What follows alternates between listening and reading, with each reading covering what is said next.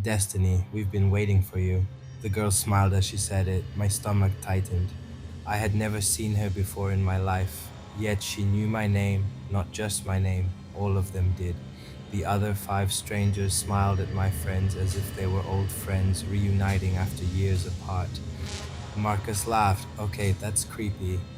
One of the strange boys turned toward him. Marcus Carter, age 18, broke your left wrist when you were 11. Marcus stopped smiling. The stranger wasn't guessing. He was right, exactly right. The smile slowly vanished from Marcus's face. The stranger then looked at Ethan. Ethan Miller, 3 speeding tickets, afraid of drowning. Ethan stared at him. What the hell? The stranger ignored him. Instead, he turned towards Sarah, then Ava, then Lily. Each time naming details nobody should have known. Private details, secrets, memories, things they had never told strangers, things some of them had never told anyone. The music continued around us. People danced, laughed, partied, yet suddenly I felt like we were standing alone, like the rest of the club couldn't even see us. Then the girl who knew my name stepped closer. Her eyes seemed unusually dark, not brown, not black, just dark, like there was no light inside them. Relax, she said. We just know a lot about people. Marcus forced a laugh. Yeah, that's not weird at all. Everyone laughed. Everyone except Lily. Lily looked terrified. I noticed she wasn't looking at the strangers. She was looking behind them, toward a hallway near the back of the club, a hallway marked employees only. The strange thing was that people kept walking into it, dozens of people, young people, smiling, following staff members, but none of them ever came back out. I pointed toward the hallway. What is that? For a brief moment, every stranger stopped smiling, just for a second. Then the smiles returned, too quickly. VIP section, one of them said. The answer felt rehearsed, prepared, false. Lily grabbed my arm, hard. We need to leave. Ava rolled her eyes. You're always nervous.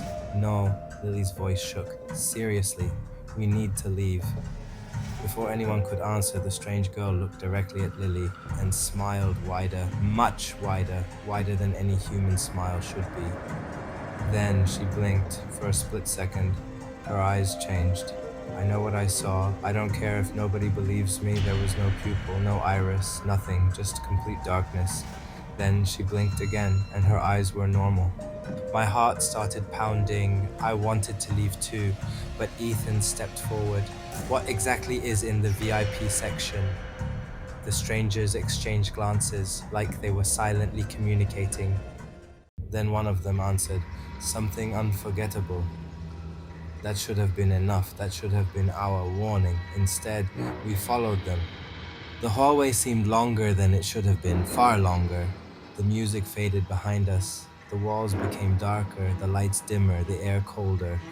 Soon the sounds of the party disappeared completely. Yet when I looked behind us, the entrance was gone, not hidden, gone. The hallway stretched endlessly behind us. No doors, no exit, nothing.